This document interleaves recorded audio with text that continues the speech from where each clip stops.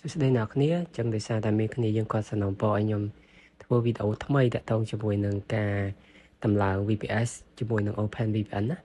ចឹងសម្រាប់វីដេអូនេះខ្ញុំនឹងបង្ហាញរបៀបដំបូងយើងត្រូវ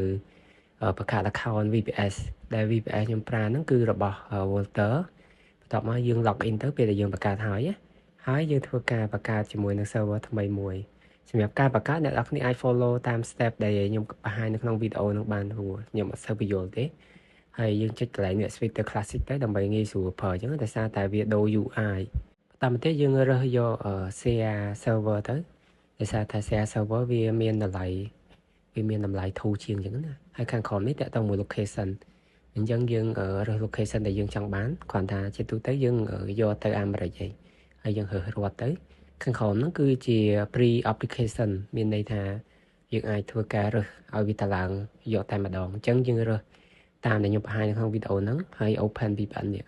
អញ្ចឹងយើងមិនបាច់ធ្វើការ remote ទេយើងរើសហើយវានឹង install យើងតែម្ដងបន្តមកទៀតយើងរើសប្រភេទ plan អញ្ចឹងយើងយកពាក្យថា high frequency ដោយសារតែយើងត្រូវការតែ bandwidth ទេ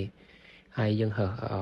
តម្លៃដែលយើងចង់បានទៅអញ្ចឹងយើងយកមួយខែ$6ចូលមកខាងក្រោមយើងបិទ auto backup ទៅដើម្បីចំណេញបាន$1អញ្ចឹងណាព្រោះបើយើងយក auto backup វាគិត$1ទៀតវាទៅជា7រៀលហើយអញ្ចឹងយើងដកចេញ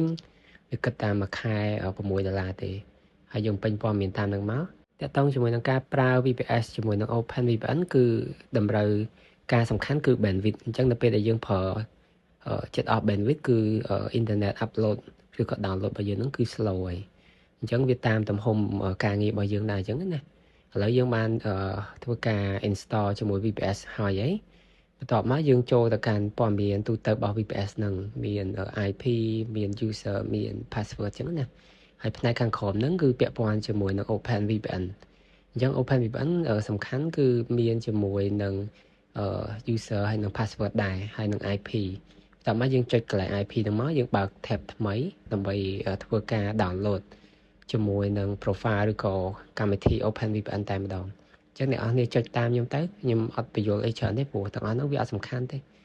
យើង follow តាមខ្ញុំទៅរួចហើយកន្លែងនេះយើងដាក់ username ហើយ password មកតែមាន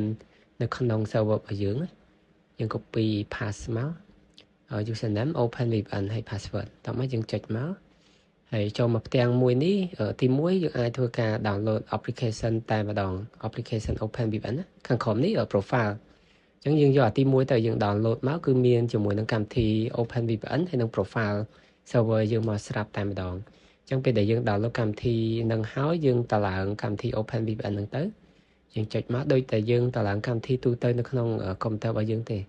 ចុច next រហូតទៅបន្ទាប់ពីយើងធ្វើការតម្លើង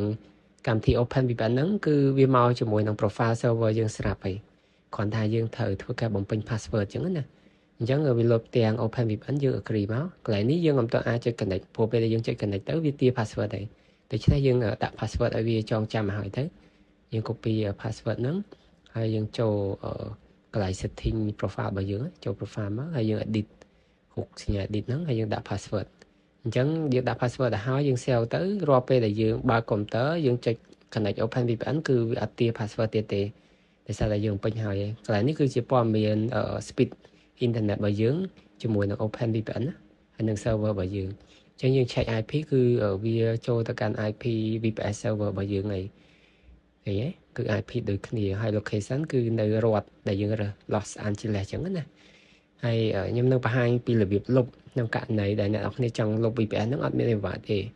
យើងចុច address 3នេះមកយើងយកពាក្យថា server destroy នេះមកអញ្ចឹងត្រូវប្រកាសថា server មួយណាដែលយើងចង់លុបចំពោះ VPS server ប្រសិនបើយើងឈប់ប្រើយើងលុបវាចោលទៅព្រោះយើងទុកវានៅហ្នឹងវានឹងគិតលុយរហូតអញ្ចឹងណាទោះបីយើងអត់បើក server ហ្នឹងក៏ដោយអញ្ចឹងយើងលុបវាទៅ